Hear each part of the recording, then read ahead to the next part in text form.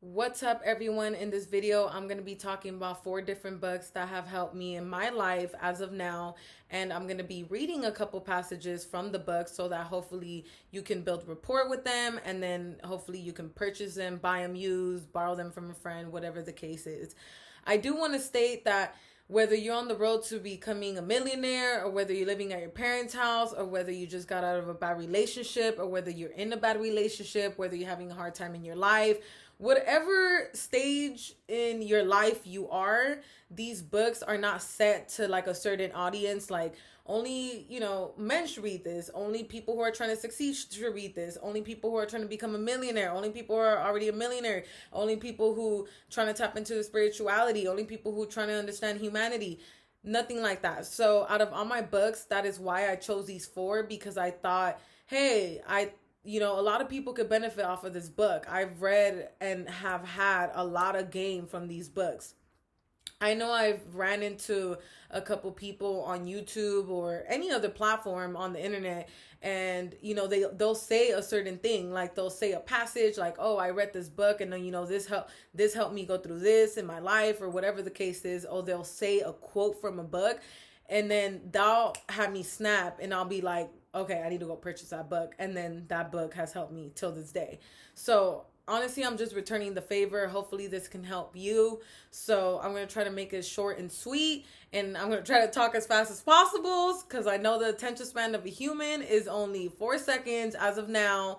And hopefully that doesn't drop. And hopefully I still have your attention right now. So let's get started. All right. So the first book I'm going to be talking about is Conversations with God with Neale Donald Walsch. He is amazing for this book. If I could thank him in person, I would. So basically it's kind of like a dialogue. He's asking a question throughout the whole book. It's not like a whole story. It's like a question, God is talking, and then question, and then God is talking. And I kid you not, these questions are so good. I'm actually going to read a couple. I'm going to read some of my favorite. I have like post-its and stuff. The dope part is that this is kind of a book. I would recommend this book for people who question God a lot, have faith, don't have faith in God, are losing faith in God, just have questions that, want to be answered. And, sometimes you think like, is he listening to me? Is he not paying attention to me? Is he ignoring me? He or she, whatever you believe God is.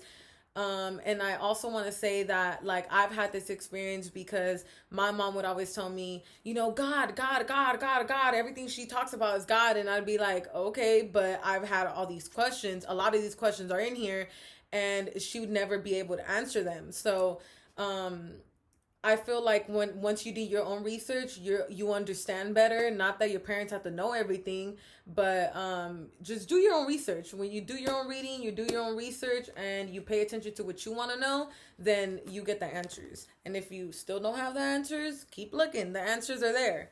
So I'm gonna read a couple passages. I'm gonna read like 2. So, oh, this one's good. So this is a question God, okay? Just to keep you guys updated. So the question is, how can I see myself as great when I see all my foibles, all my mistakes, all my evil?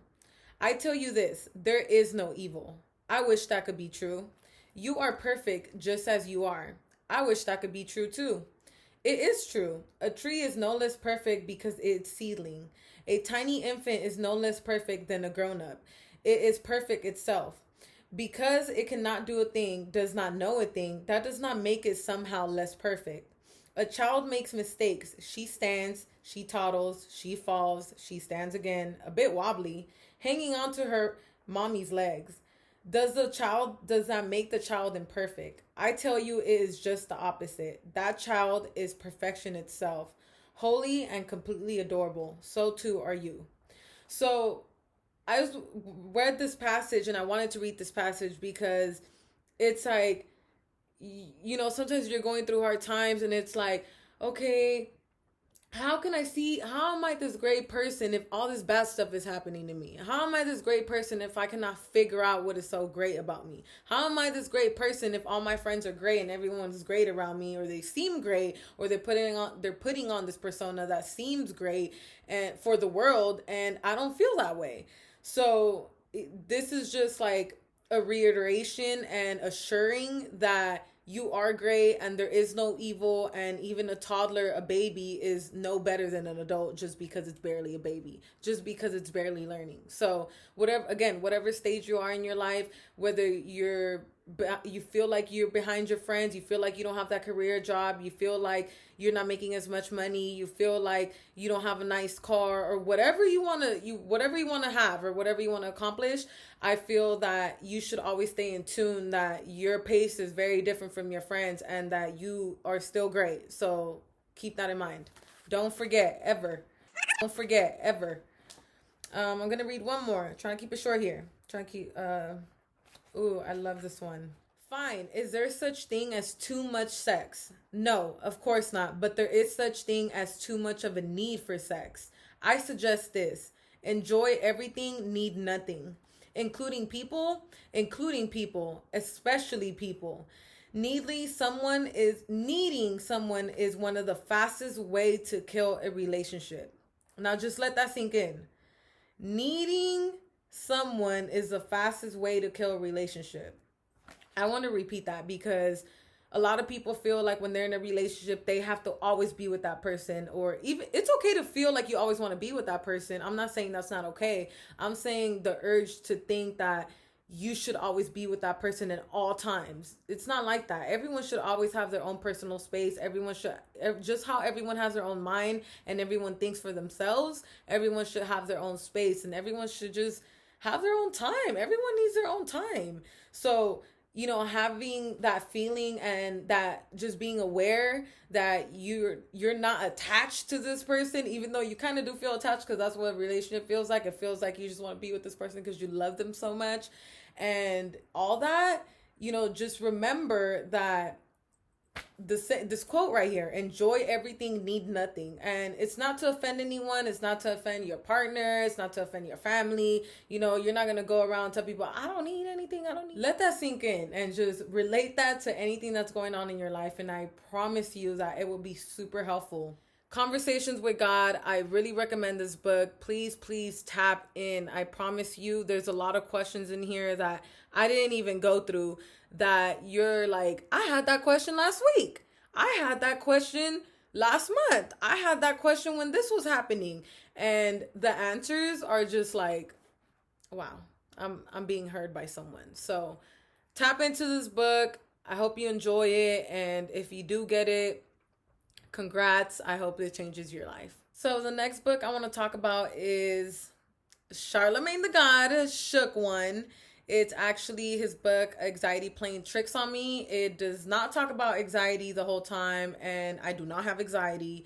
I just feel like he talks about his whole story, like his whole life, and explains just how he grew up and what people are scared of growing up now, and probably even before. But he talks about just like people growing up and doing YouTube videos just like I am, and then being scared of what people tell you and how it does affect him. And it goes from like a lot of crime scenes too that he dealt with. It goes from him going to therapy. It goes with his marriage.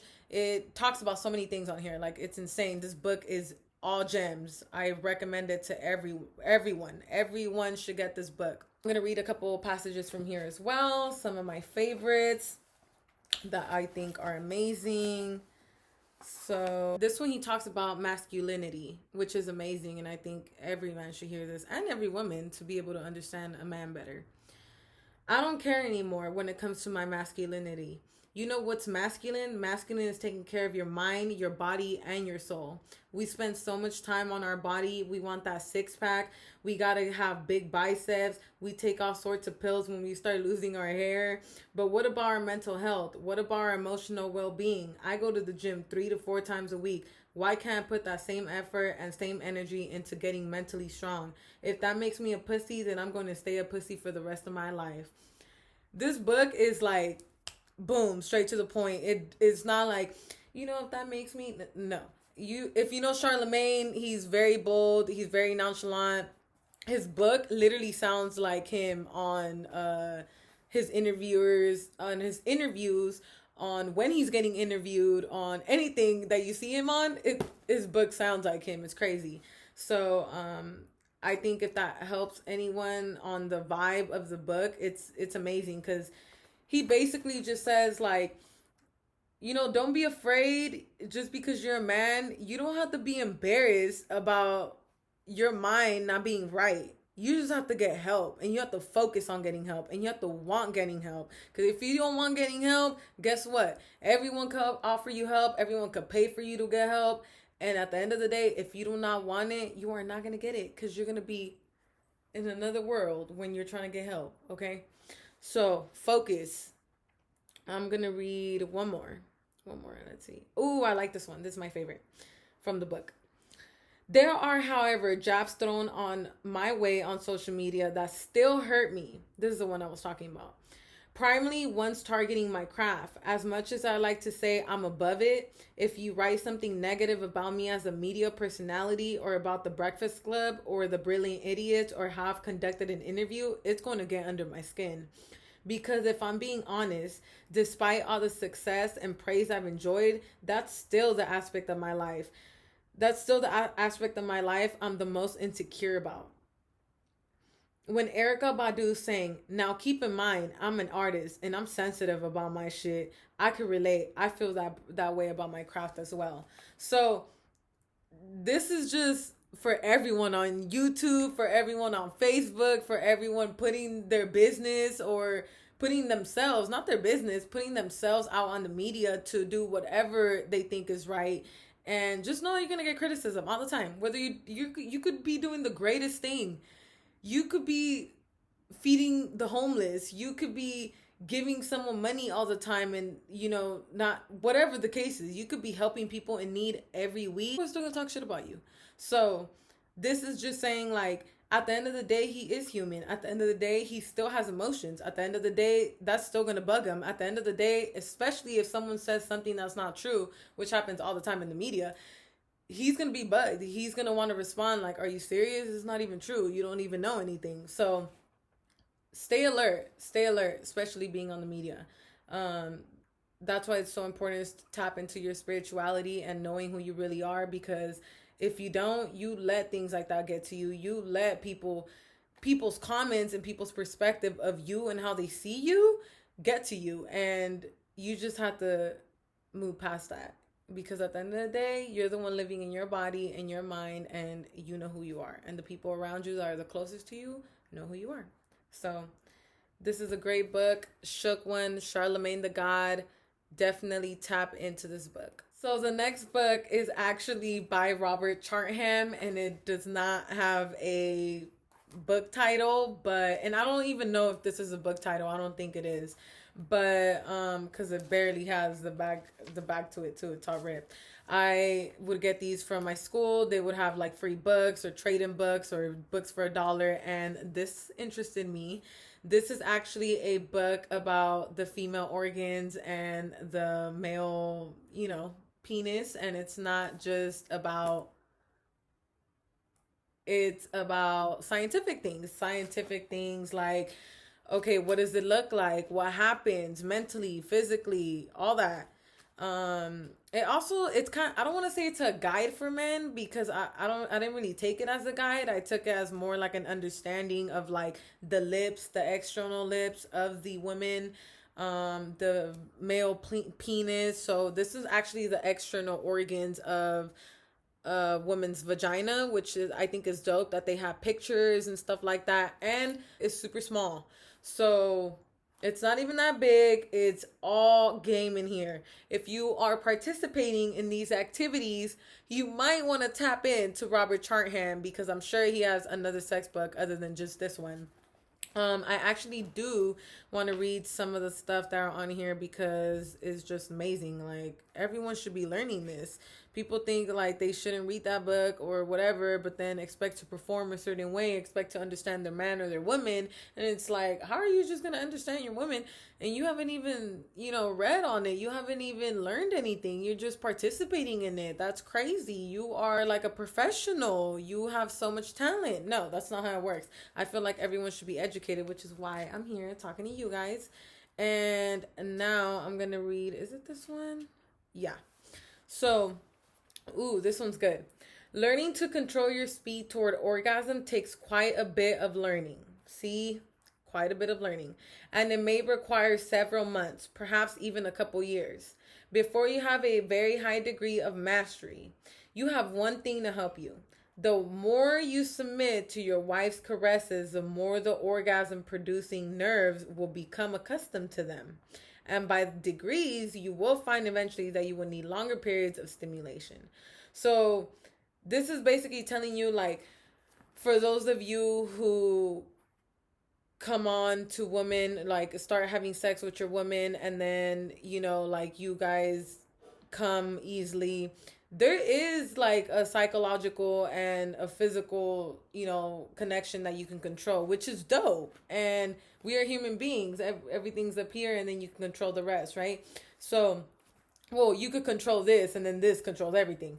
So this book here helps men just like not it again. I don't think it's just a guide. I feel like there's a bunch of men going through not being able to make their woman climax, and they don't know what to do. Well, I know what you should do. You should definitely read this book because it has everything on here. Like, it's so... How many pages is it? It's like 100 pages, I bet. Yeah, it's 136 pages, and it talks about so much. It's crazy. Ooh. The woman is capable of erection in at least 5 of her sexual organs compared with your one. Just think about that. The woman is capable of erection in at least 5 of her sexual organs compared to your one. Okay? And you don't know what those 5 sexual organs are? Look them up. Because if you educate yourself on this, you won't have a hard time learning this, or you won't have a hard time performing, or you won't have a hard time understanding your man or your woman, which I think is dope because you'd already be up on game, and then you can put your partner up on game, and then it's good. See how that works?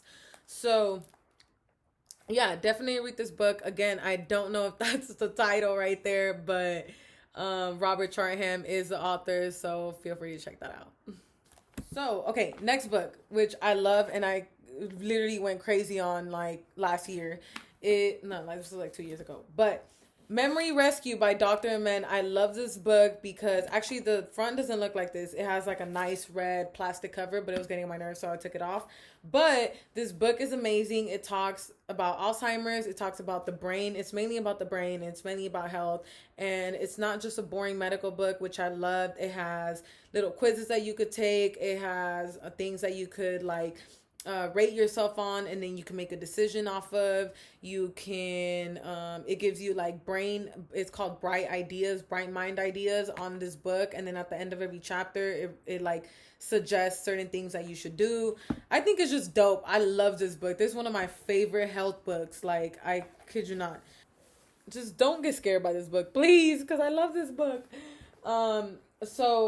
It's not just a boring medical book, I promise. It's like literally, okay, I'm gonna show you like a cool one. Let's see. Well, they're all cool, but okay, so they have like prescription for reducing your mental health risk, and then it has like ADHD, and then it has certain things to do. It has depression, things to do. It has bipolar disorder, things to do. PTSD, things to do. Stress, things to do. So I think that's super important that it gives you like tips. So look, I even like rated myself here according to these numbers. So things like that. I love this book. Sorry, I'm so excited because I literally love this book. I recommend everyone to read it. And it just talks about, mainly Dr. Amen is, well, from what I know, he talks a lot about the brain, and he even has a website, which you guys should definitely check out, and I'll link down below. And he has like nootropics for the brain. You could take a quiz, and based on the quiz and based on how you do, it matches you with certain vitamins that you should take. I've taken the quiz, and I've taken some of his supplements, which are amazing. I feel more energized. I feel focused. The main thing that I feel with the nootropics is I feel focused, and they're super, super helpful. I love this book. I love Dr. Amen. Shout out to him. Research shows that when laboratory rats are engaged in physical activity, if you don't know, they test rats for everything before they test humans. New neurons are generated in the frontal lobe and the hippocampus, which survive for about 4 weeks and then die off unless they are stimulated. Meaning, like, you have to work them. You have to use your memory. You have to think. You have to make decisions, things like that. And the cool part is before treatment and after treatment. And it shows here, like, I don't know if you can see really, but it shows like certain parts of the brain where it's like, it's not, I want to say the correct word is infected, but it's damaged. And after having like a whole session with him, not a whole session, but a whole treatment with him, he shows like he scans your brain again, and then he shows how your brain looks now, which I think is so dope, because you have to show validation. Like, why should I trust you? Why should I trust you in doing this whole program? Why should I pay you all this money to do this? So I think that he really states a lot of game and knowledge. Like, dude, look how much I highlighted. If you look at this book, I literally highlighted so many things, like, and I have Post-its everywhere. It's insane. What else do they have? A couple more things. This is the last book, so I gotta make it, juicy. Oh, this is my favorite quote in the whole book. Fall in love. So this is the Bright Mind tips that I was talking about. It has like these little things right here.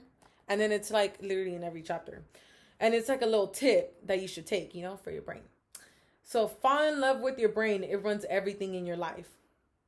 Facts. Everything is up here. So once this is controlled, you control everything else. And if you don't control it, guess what? This is going to be all scattered, and it's just going to do whatever. And then you're going to be like, what the hell's going on?